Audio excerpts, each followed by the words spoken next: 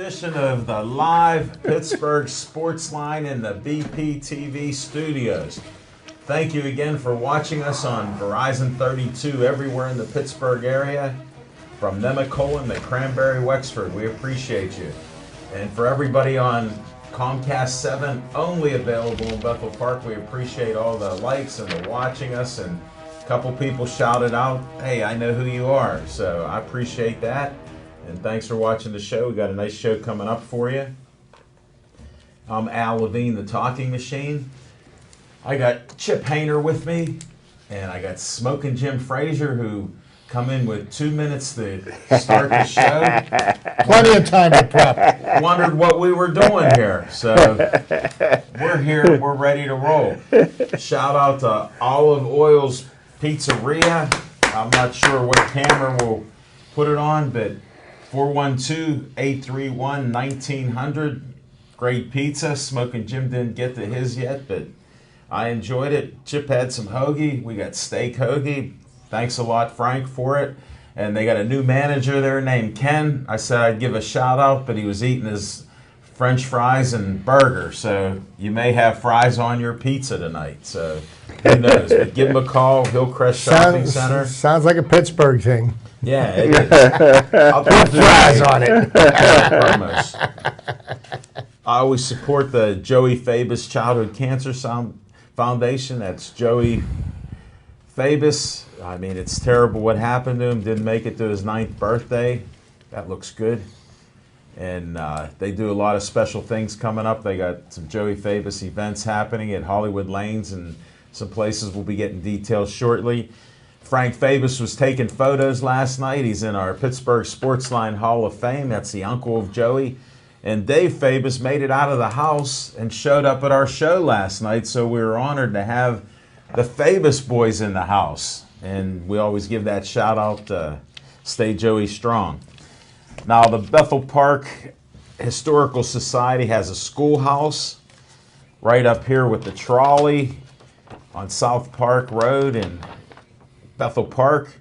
Donate something to them. Go to check out their website. Took a tour of the place. Excellent place. They have that trolley that's there right out front. Can't miss it. Right on South Park Road. Let's see what else I got here for you. All right, the Bethel Park Community Foundation. We have this. You can go online at BPCF. Pull out an application. There's money for you from $100 to $5,000 to help out your group. If you're doing things with kids and other people in Bethel Park, check it out. Go to the website and check that out. And hey, that's what I have for you. Now we're going to start with our beginning of our show with What's on Your Mind. Whoa, somebody's trying to get a hold of me. They better wait. We got an hour show, and we're ready.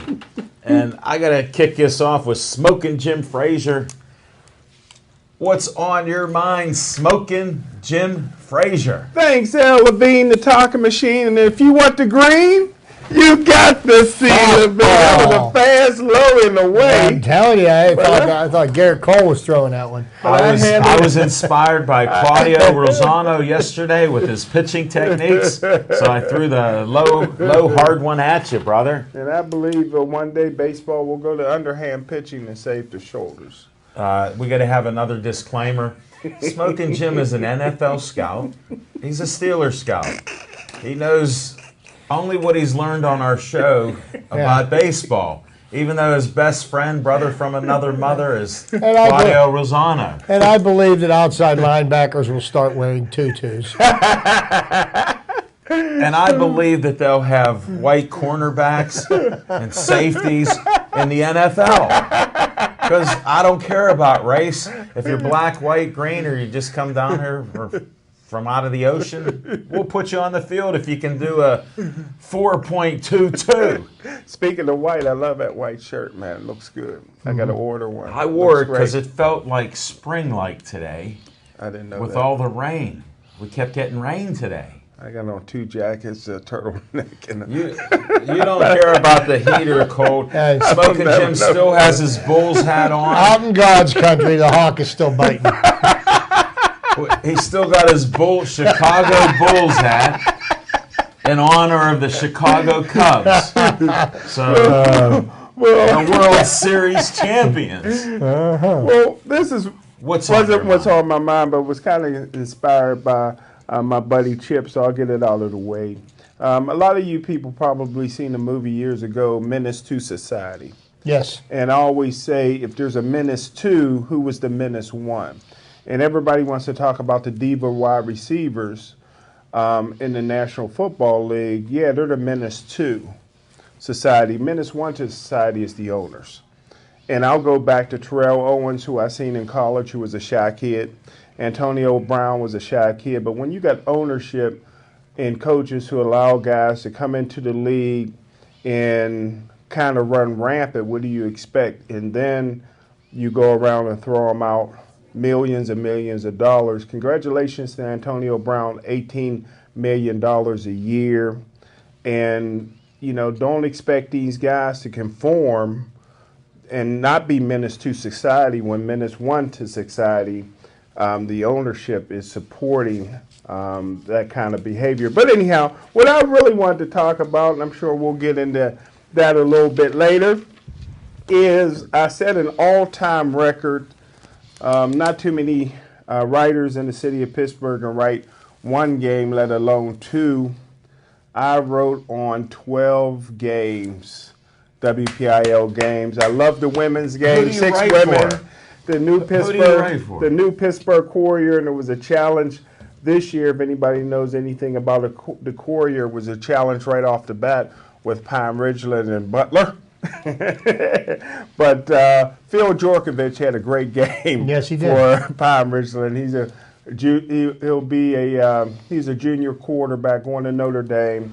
Next year he should set all kind of passing records, but also an outstanding basketball player. Congratulations to Pine Ridgeland, 72-61 win. Moon!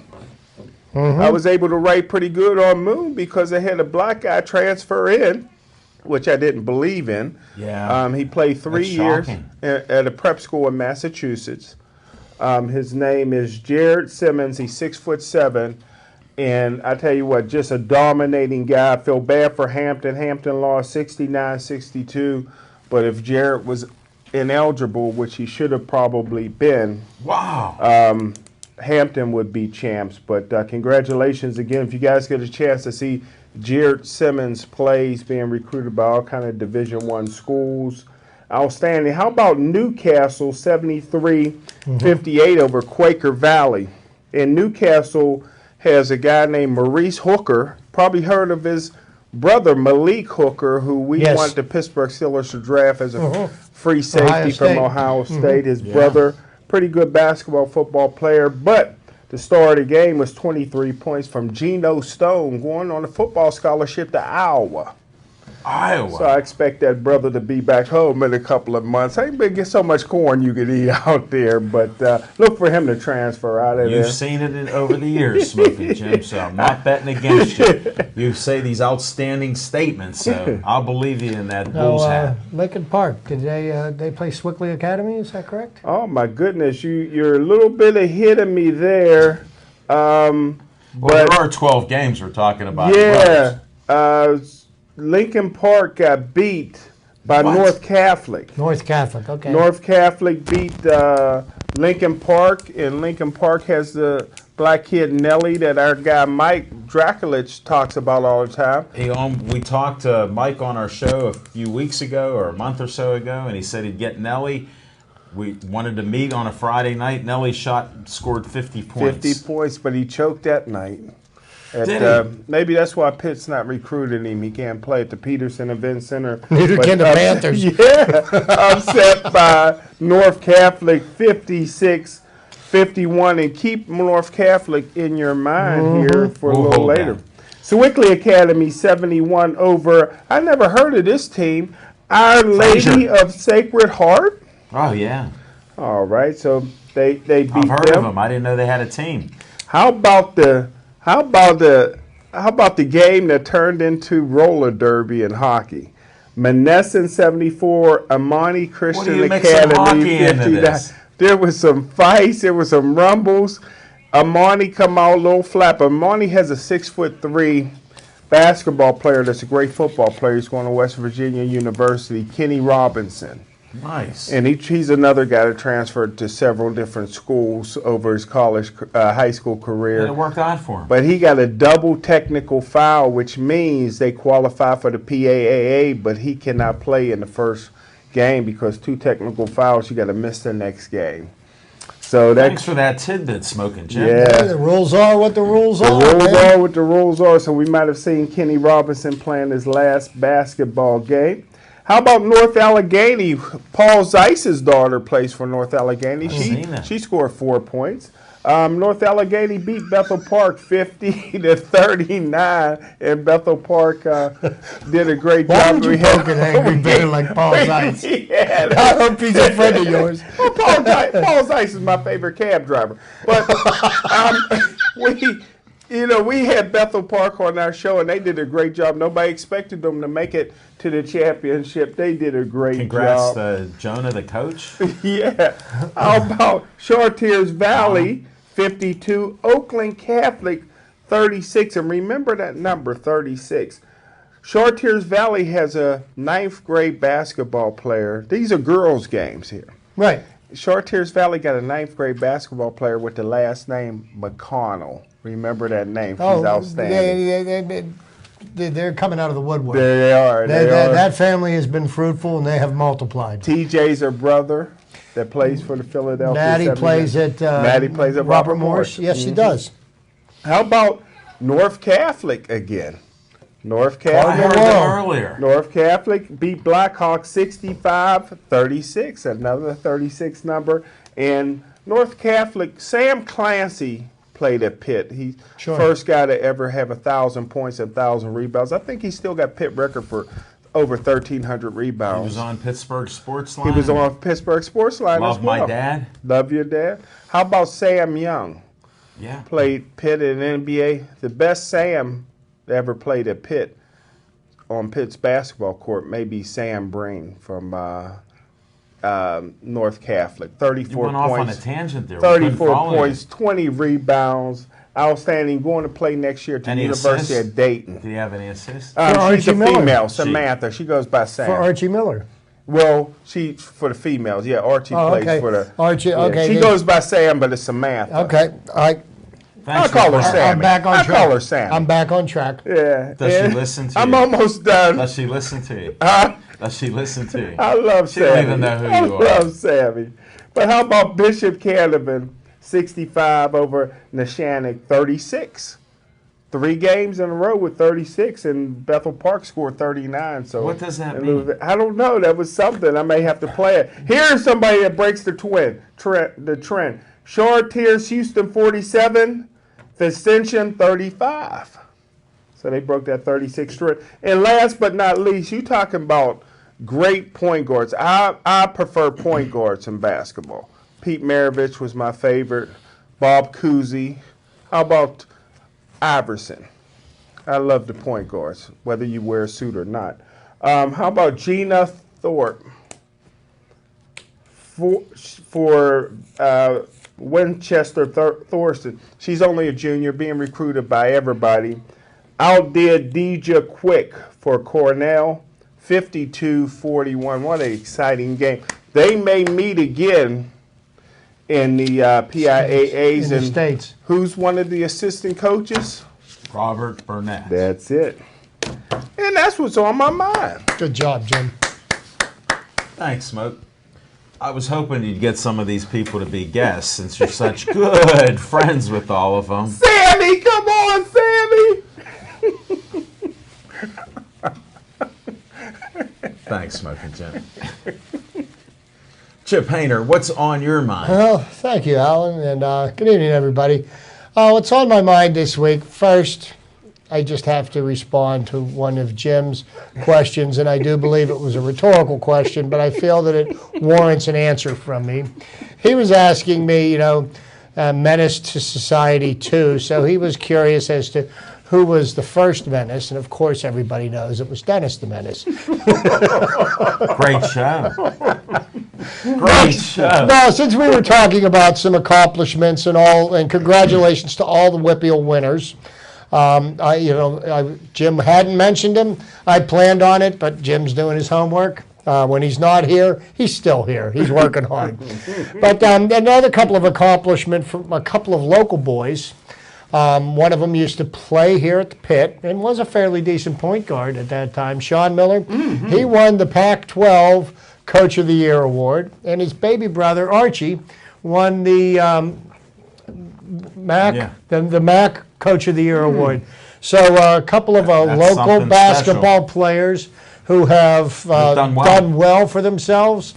Not as players, but as coaches, just following in their father's footsteps. Who's a coach? And since we are talking about basketball, I think what's on my mind this evening is, if anybody's paying attention, and I doubt very many people are, right about now, Pitt is in the process of losing to Georgia Tech in the first round of the ACC tournament, which will end a pretty disappointing season for the Pitt Panthers basketball team. You know, they brought in a new coach, Kevin Stallings, and Kevin Stallings did have some pedigree for what Pitt was looking for. But Jamie Dixon got out of town while the getting was good, because with the team that Jamie recruited, Kevin Stallings, his record is 15-16 this year, and he's probably going to be one and done in the ACC tournament, which I don't believe that Pitt will even get invited. Well, can't even buy their way into the CBI tournament.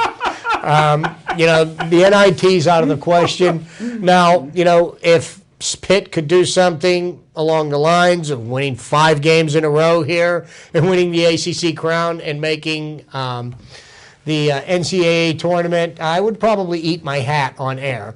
But I don't think that that's going to happen this year. But, the Pitt basketball team has been so good for so long, consistently 20-plus wins. And this is the first time they've had a losing record since 2000.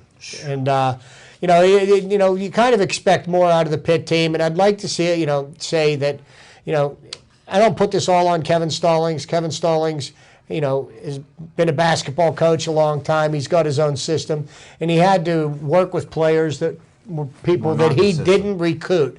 They may not have, been the kind of players that he wanted for his system. He did the best that could be done with them, and unfortunately, the season's been quite a disappointment. You've got the NCAA basketball tournament.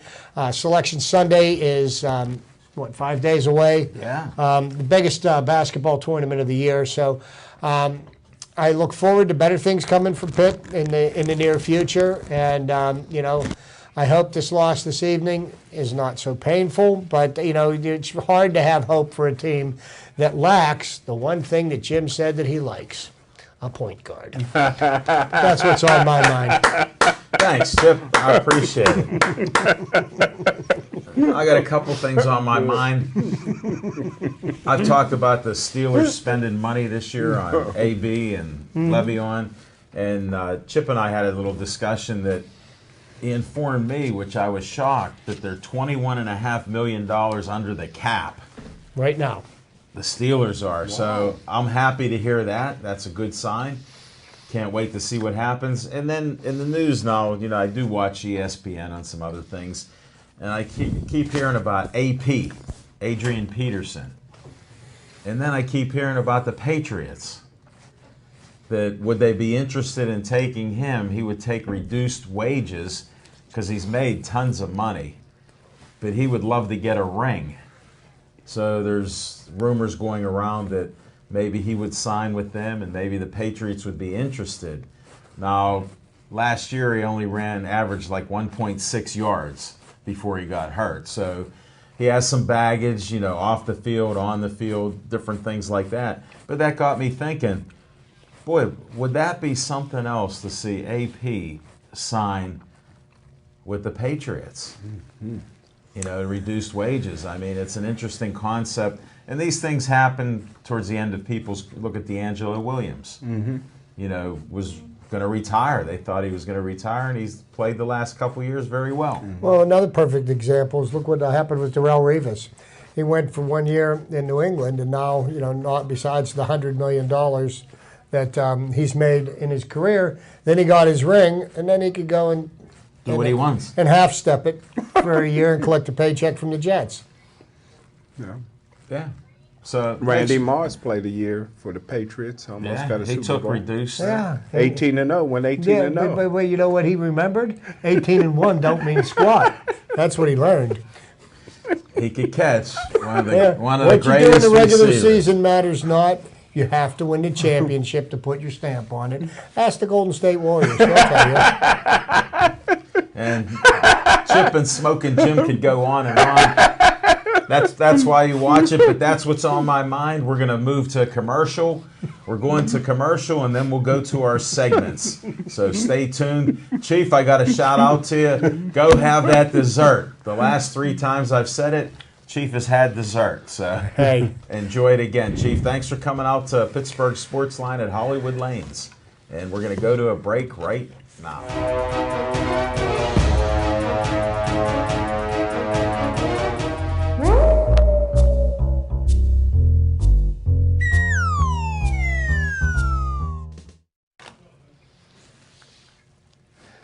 Thanks, Al Levine, the talking machine. Got a little fiction and fact from Smoking Jim's Almanac. I hope it ain't too long today. We got an extra 2 minutes. Got an extra 2 minutes. Okay, I probably need that. First of all, when Al Levine, the talking machine, and Chip Hayner was coming through high school, it was a great era for football. Oh, yes.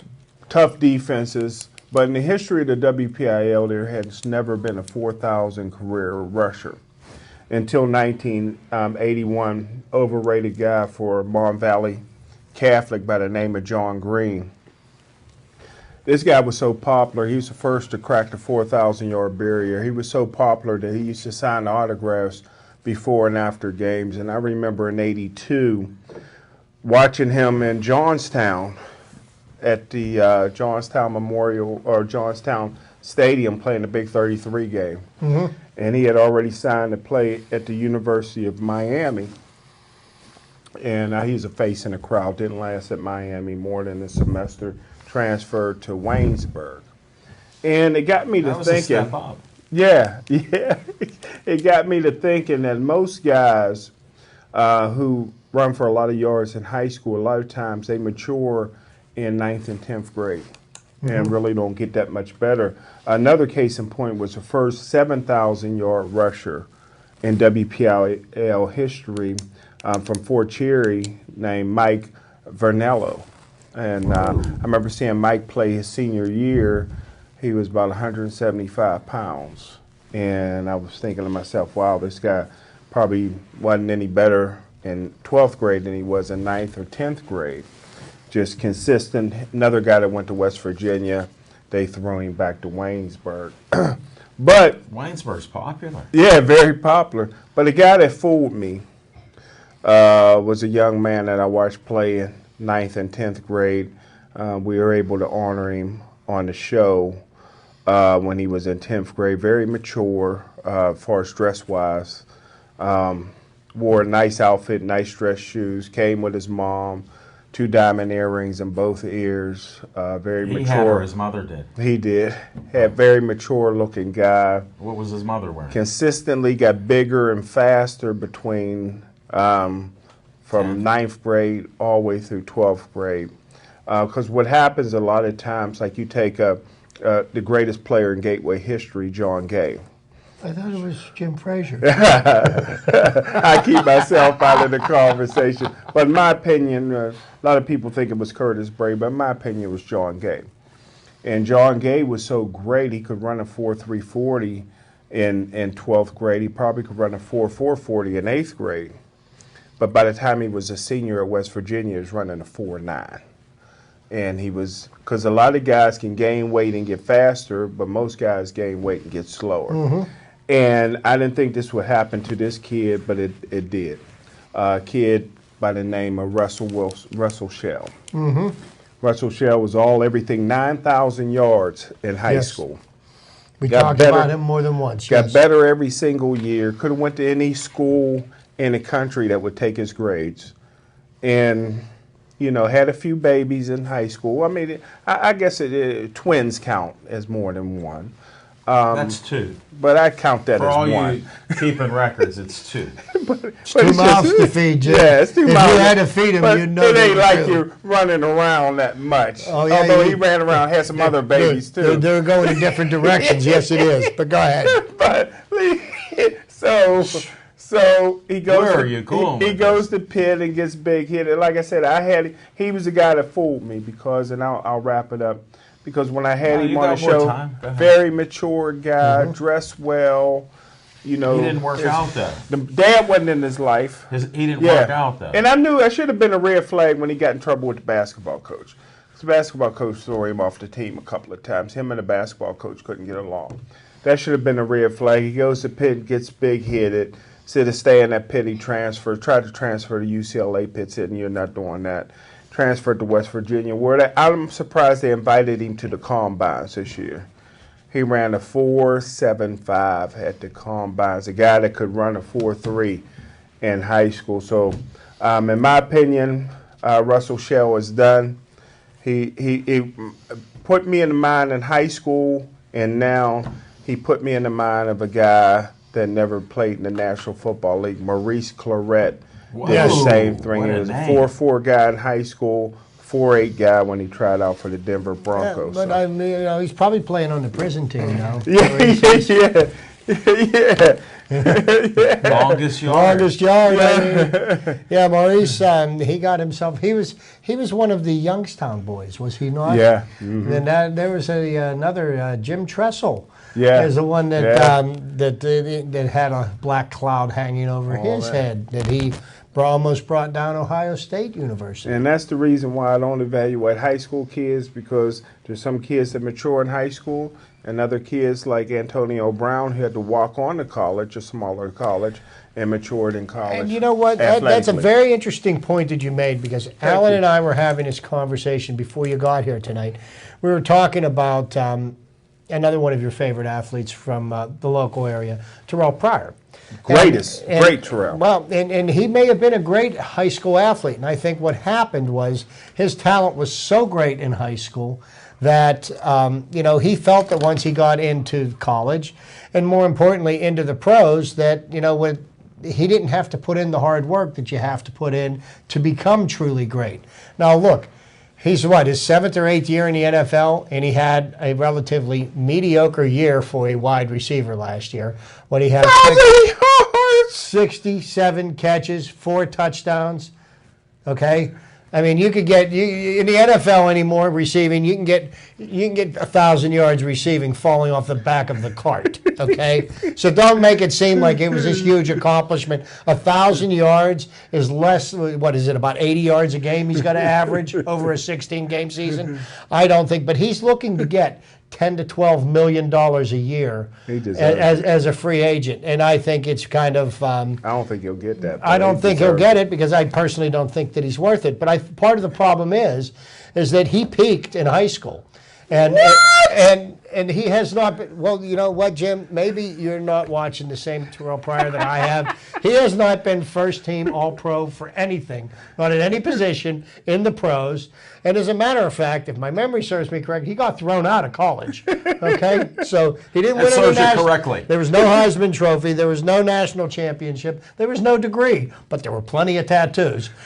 And cars. Well, please don't use that example in the future, but I understand where you're going with a bad example, because one, he was a 2-time BCS game MVP.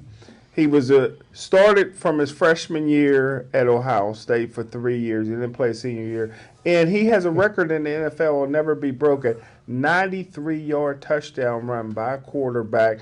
That's a record for an NFL quarterback. It'll never, ever be broken. Will that get him into Canton? That might get him $12 million. He's already in Canton. Mm-hmm. He's in Canton because he played so well in one game last year that they put his jersey, his uniform, his entire uniform in Canton. He's the only player to ever catch, run, throw, and do something else in one game with so many yards. So they put that. I was going to say maybe he was the first person on the Cleveland Browns team to finish a game that he started. And that was worthy of getting mentioned in the Hall of Fame. I'm glad you got to hear my two boys discussing the facts as TP. they see it. The facts as they see it on Yeah. a former star athlete. We're going to go to Chip right now. We got a segment for Chip, and we're going to do that right now.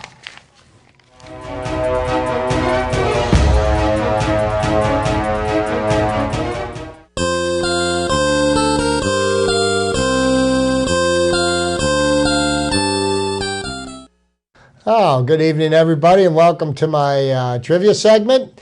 We've been talking about the WPI basketball championships. I've been talking about the debacle of the Pitt basketball team this year. And we're into a new month. It's March. And what do we want to talk about in March?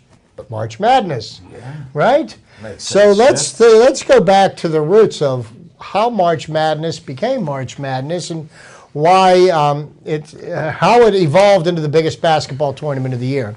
Actually, the main basketball tournament at one time in the United States was the NIT tournament. Right. The NIT tournament was the crown that you wanted to have as a basketball tournament. So in 1939, March Madness is born. The University of Oregon defeats the Ohio State University 46-33. In 1939 to win the first ever NCAA men's basketball tournament. The Final Four, as the tournament became known, has grown exponentially in size and popularity since 1939. By 2005, college basketball became the most popular sporting event among gamblers after the Super Bowl. The majority of that betting takes place at tournament time when Las Vegas, the internet, and office polls take precedence. Now, for the first 12 years of the men's tournament, only 8 teams were invited to participate. That number grew steadily until a 65-team tournament format was unveiled in 2001. After a play-in game between the 64th and the 65th seeds, the tournament breaks into 4 regions of 16 teams. The winning teams from those regions comprise the Final Four, who meet in that year's host city to decide the championship. The most successful team in the NCAA men's tournament history has been the UCLA Bruins, who have taken home a record 11 championships, 10 of them under the great Wizard of Westwood, John Wooden, between 1964 and 1975. And during that period, they won 7 consecutive NCAA titles. That will never happen again. No. Never. Okay? And especially now that you've got the one and done in college basketball. You got people like John Calipari that, take a bunch of freshmen and turns them into next year's first-round draft picks for the NBA. So the University of Kentucky is second with 7 titles, and Indiana University rounds out the top 3 with 5 tournament wins. At the end of every tournament, a most outstanding player is chosen. Almost all of those players go on to productive careers in the NBA. Lou Alcindor, later Kareem Abdul-Jabbar, won the award 3 times while leading UCLA. Bill Walton succeeded Alcindor at center for UCLA. Jerry Lucas of Ohio State, Alex Groza of Kentucky, and Bob Curland of Oklahoma A&M all won the award twice. Now, there's the men's basketball tournament, and we would be remiss if we didn't mention the women's basketball tournament. I like that. And as we speak today, the University of Connecticut women's basketball team won their 107th game in a row last night. And it looks like they are poised, ready to make another run for their 4th consecutive championship and their 12th championship for Gino Auriemma in his career. He already has 11 championships. The guy's a machine. He just keeps on producing winners year after year. So the NCAA held its first women's basketball tournament in 1982. The women's tournament started with 32 teams, expanding to 64 teams before the 1994 season. Today, the women's format echoes the men's with play in 4 regions, culminating in a Final Four held in a single location. The championship is played the day after the men's, concluding the college basketball season. The most dominant team in the women's tournament history had been the Tennessee Volunteers, who had won 6 championships under the renowned coach Pat Summitt. The Connecticut Huskies are second with, at this time this was printed, 5 championships, but we all know that that number has been raised to 11. So that's a little bit of the history of the NCAA tournament and how it got here. And that brings me to, we talk about the dominance of the UCLA basketball team. And you know me, if I do love to pull out some trivia from somewhere that nobody's heard of or nobody thought of. But this year, the Kansas Jayhawks clinched at least a share of the Big 12 title on Wednesday night, the team's 13th straight regular season conference championship under Bill Self. Wow. That ties a record with John Wooden's dynastic UCLA teams of the 60s and 70s and makes for one of the great feats in college basketball history, better than Duke's title Final Four runs, North Carolina's ACC dominance under Dean Smith, and UCLA's similar streak. And it's almost as good, if not as good, as the record generally accepted to be the best in the history of the sport. Those Bruins winning 10 titles in 12 years. Now, of those 13 years, Bill Self kind of reminds me of the Atlanta Braves of the 90s, where they won 13 division titles and they only won 1 championship. Yeah. He did win an NCAA championship in 2008, and Kansas, once again, is poised in the top 4 teams in the country and could be considered one of the favorites to make a run in the tournament this year. So, and because my printing is off on this, you can see my printer was dying. But I felt that was worth bringing up, so here is my bold prediction for the tournament this year.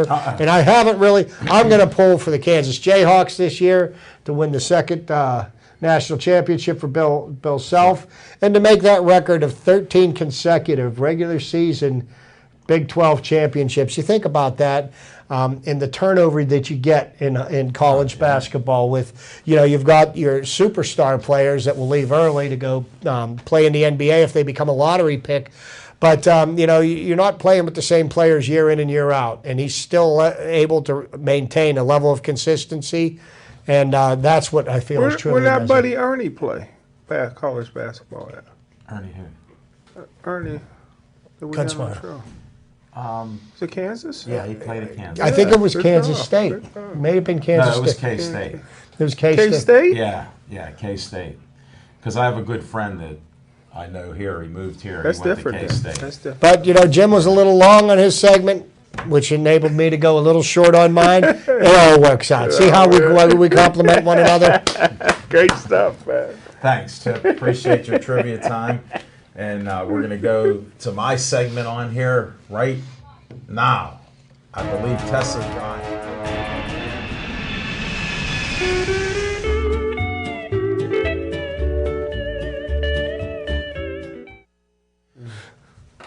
On location with the Talking Machine last night, we were at Hollywood Lanes, had a great show. A few technical difficulties starting up, but we had 7 great guests, from our man Claudio Rosano to 2 young kids that are wrestling champs, the Vargo family. There's John Vargo, had his 16th birthday, record of 29-7 this year, which is awesome. Good job.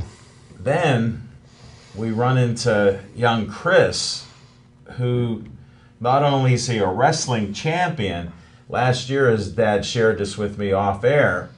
They were up in Erie, and he wins a championship wrestling title. They had boxing in Erie. He's a Golden Gloves champ. Wow. So I was asking this young man about, does he have a lot of trophies and medals? He got a whole room filled up with it. He may have over 200 wins just this year alone. Wow. There was a wrestling tournament here in Bethel Park, and the dad goes, no offense, but they didn't have the competition at the level that my son, Chris, is wrestling at. So he was wrestling in Tulsa, Oklahoma. Wow. He's going to be wrestling in Tennessee this weekend. And he does it for this Quest Wrestling School out of Cannonsburg. Met the owner, think it was Jim Ackerley, great guest. So we had some fun. Well, is he signed with a college? He's only 11 years old. Oh my Lord! Yeah. He's in shape like you can't believe. I would have to believe so. Yes. He'll be a gateway soon. No, they nixed that already. They're not going to move. I already talked them out. Yeah, he'd be protecting the armed guards. Yeah, but those were some of the quality of guests. Smoking Jim had a special. South Fayette cheerleaders did some unbelievable things in their competition. They have 14 sophomores, 2 freshmen, and they rocketed to great standings in the WPIAL and champions and PIAA. They have new coaches from Robert Morris University, and 2 of their girls come on, Special K and Bella. So I still don't know their names, but Smoking Jim didn't either, and he's big fans of theirs, and they were great. So we had them on the show, and just a good bunch of people. We'll be at the Fairway Grill on the 20th in March. Come check us out at Fairway Grill. They have different specials, and we'll see you up there with our cast of guests, and we'll be filming another show. So thanks for following us in the public, and we're going to go to a commercial and come back talking some Penguins. Nice.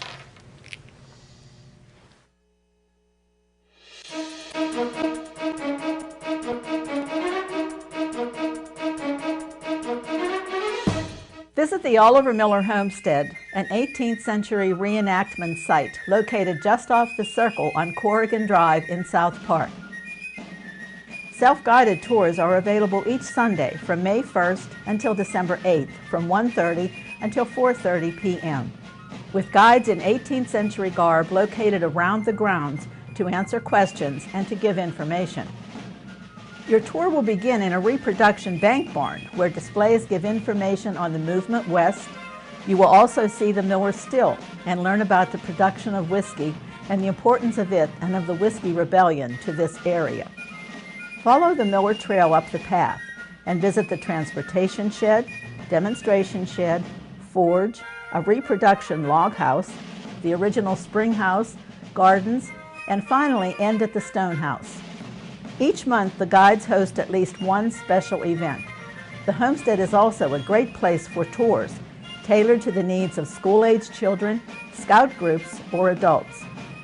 Visit our website at www.olivermillerhomestead.org for a schedule for the year and much more information on the history of the Miller family, our organization, and pricing information. One of the things we do at BPTV is encourage our producers to film on location. Not only does shooting on location give our producers the opportunity to take advantage of their subject matter, filming in different locations gives each program its own distinct flavor. This also helps anyone who's flipping through the channels avoid confusion when they turn on BPTV. With around 500 programs produced at BPTV each year, the last thing we want people to think is that we're only broadcasting one program. So, you need to come into BPTV to pitch your TV show, but in terms of where you actually end up taping your show, the sky's the limit.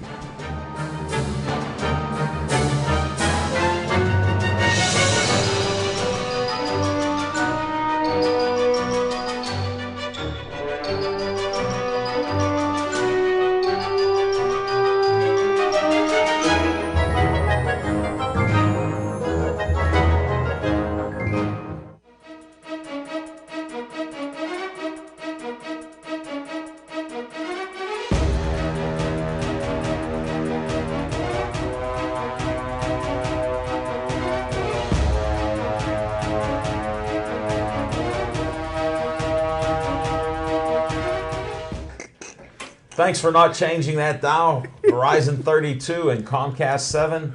We're glad we could do this live Pittsburgh Sportsline TV show with a few glitches that we had. We overcame them. We heard we weren't live, and we found out that we've been live the whole time. So, Chief, I'm glad you enjoyed the show, and anybody else watching the show, we appreciate it. Johnny out there, I know you watch our show at different odd hours when it's on, so we appreciate the fans. Without you, we couldn't do this show. I mean, we could talk, but it's more fun interacting with some people out there in the public there. And Found out Smoking Jim got to go to New Kent at 9, so we'll try to get these last 10 minutes in. We got a little Penguin talk here. Got healthy players coming back from the Penguins. Healthy players coming back. And Fleury, I got to at least bring this up. Yes, you do. I'm watching the hockey game the other day on Sunday. It started early. Yes, it did. And I was sick. I'm watching the game, 3-0. We're getting beat. Murray let goals in, and I'm like, you got to be kidding me. Second period starts. Out comes number 29. That's Fleury. It's my man. You're one of our hockey experts. You predicted they'd go to the Stanley Cup last year, and they did win it somehow, since you copied and piggybacked what I said. That's okay. And Fleury come in, saved 28 shots, played a fantastic game, and all these fly-by-nighters that talk about, they're tweeting about Fleury sucks, and they make things, snide remarks. At the stadium there, they were all for Fleury because they were happy to see what he has done, like Chip has mentioned. Let me tell you something. Any true fan of the Pittsburgh Penguins absolutely loves and adores Marc-Andre Fleury. Everybody that's ever played with Marc-Andre Fleury loves and adores Marc-Andre Fleury. I mean, what happened to Marc-Andre Fleury was not a result of poor performance on his fault. He got concussed. He got concussed, and Matt Murray rose to the occasion. And, a good young man. We talked about this. We talked about the Wally Pipp thing, and it was the same kind of a thing. Now, Jim Rutherford stated all along that if he wasn't able to get the right deal for Marc-Andre Fleury, that he would be perfectly okay keeping him on the roster. And he has. And, the thing that perplexed me, and maybe because I'm a Yinzer, a homer, whatever you want to call me, people weren't making very good offers for Marc-Andre Fleury. And same thing as with Andrew McCutchen this past winter. If you're going to get rid of somebody that has been the face of the franchise or a very integral part of the franchise for quite a period of time, if you are not going to get fair market value for that person, then you're better off keeping them. And, so they're not bad players. So no, neither of them are bad. And there's nothing about Marc-Andre Fleury that ever would make me say that he sucks, that I wished he wasn't here in Pittsburgh. He's a great representative of the city, of the team, and a great ambassador for hockey as well. Yes. So, I think what that does is that strengthens the Penguins' position going into the playoffs. They picked up 2 or 3 defensemen. Chris Letang did not make the trip out west. The Penguins will be playing Winnipeg tomorrow night, and they're on a 5-game Western Canadian road trip. And they had to clear out of the console this weekend because the Atlantic 10 basketball tournament's being played at the Paint Can this week. So any Hoops fans want to see some NCAA basketball, you could get down there. But I think the Penguins are poised well. Now, they've got 21 games coming up in 40 days. So this is enough time to build the continuity that they're going to need with the new additions to the team and get the people that they need to be healthy. But the thing they really needed to do was strengthen their defense, which they did via the trade route. And they really didn't give up much, and they got some people that are going to be the right pieces to help them make a cup run this year. They're just not going to have them after this year. And now, what does Smoking Jim think about this? Well, I said all along when Chip and everybody else was saying they got to trade Marc-Andre Fleury, I said that if the Penguins want to win another Stanley Cup, you have to have Fleury on the team, and I'm glad you agree, Chip. Well, Jim, I'm a big enough man to admit that I'm not always right, okay? But here's what the problem is, okay? As the general manager of the Pittsburgh Penguins, so you've got a starting a backup goaltender that's making twice as much money as your starter, who won the last Stanley Cup, okay? Now you're going to lose him in June, whether you like it or not, because you're only going to be able to protect one of your goaltenders. So, if you're going to lose somebody of that caliber, it is a shame. I guess the trade-off would be a Stanley Cup and lose Marc-Andre Fleury, or do you get some players that can help the team Jim, he'll win down the road? So he's the answer man. It'll be interesting as far as that goes. And if I may be as bold, because this is something I wanted to talk to Jim about last week. Okay. When he was Be bold. when he was absent. But okay, I know you're working on the draft. We had the combine last week. New record set in the 40-yard dash. Ross, yeah. A 4.22. There's a lot of different ways that the Steelers could go in the draft. And I've been discussing this with a number of different people. There's some people that say they need to go outside linebacker because they need to get a pass rushing specialist, which they don't have right now. Right. We're still going to need help in the secondary. We know that's a given. Some people are saying that potentially, they said there's 4 or 5 quarterbacks that are first-round caliber quarterbacks in this year's draft, but not one of them is a top 10 pick. And they say, well, with Ben talking retirement, that maybe it would make sense to go for a quarterback in the first round. And I've also heard they need to go after a wide receiver because of the question marks surrounding Martavis Bryant. Marcus Wheaton looks like he's going to be shown the door. Then there's also a running back issue, because Le'Veon Bell hasn't completed a season yet in the NFL healthy. Mm-hmm. And you got D'Angelo Williams, who's now an unrestricted free agent.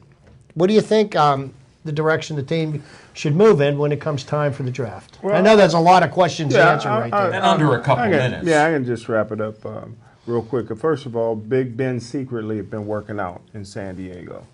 Matter of fact, he worked out with James Conner from Pitt. With several other guys, so Ben's working out. He's not going to retire. I think he wants a little bit more power.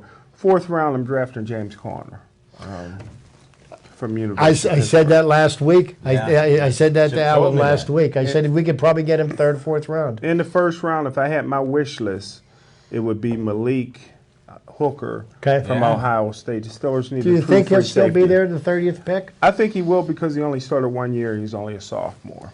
Okay. I think the potential will be there. Plus, he didn't work out at the combines, and a lot of the upperclassmen train for the combines. So I don't think that he's going to have off the chart numbers at his pro day, because these guys ain't as a sophomore. You're not used to putting in the kind of specialized work. But if you don't get him, position flexibility is important to this team. And I would take linebacker / strong safety / punt returner / tailback / this / that from Michigan, Peppers. Jabril Peppers. Yeah, Peppers would be my choice if he's available there. I think he will, because he's a tweener. I think the potential's there. But I think there's enough places that they can go in the draft. I would take the guy that, Le'Veon Bell smokes blunts with Snoop Dogg, so why not take a player who was Snoop Dogg's greatest player, the guy that ran a 4.22, played for Snoop Dogg's youth football team, and just tore it up for Washington, University of Washington. He can return punts and kickoffs for you. He can take the top coverage off as far as a wide receiver, speed-wise. So I would love to have him. Last week I brought that up on the air, and I said that it would be great for the Steelers to take James Conner for a lot of different reasons, but he's nothing but positivity, and he knows the facilities. Yeah. And he can play football. And the guy's a beast in the workout room. I agree. And he does well on the field. And off the field too. Yeah.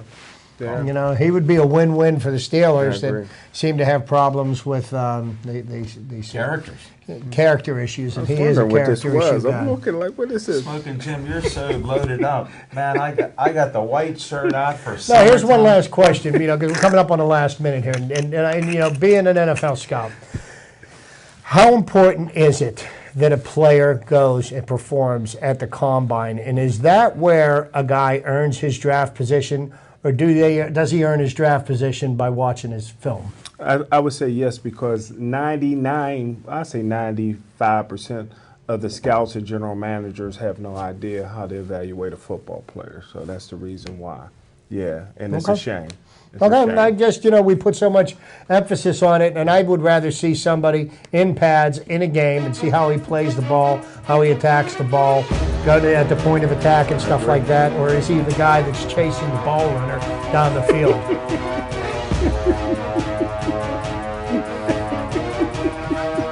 We're going to be ending the show here. We got about 10 seconds left.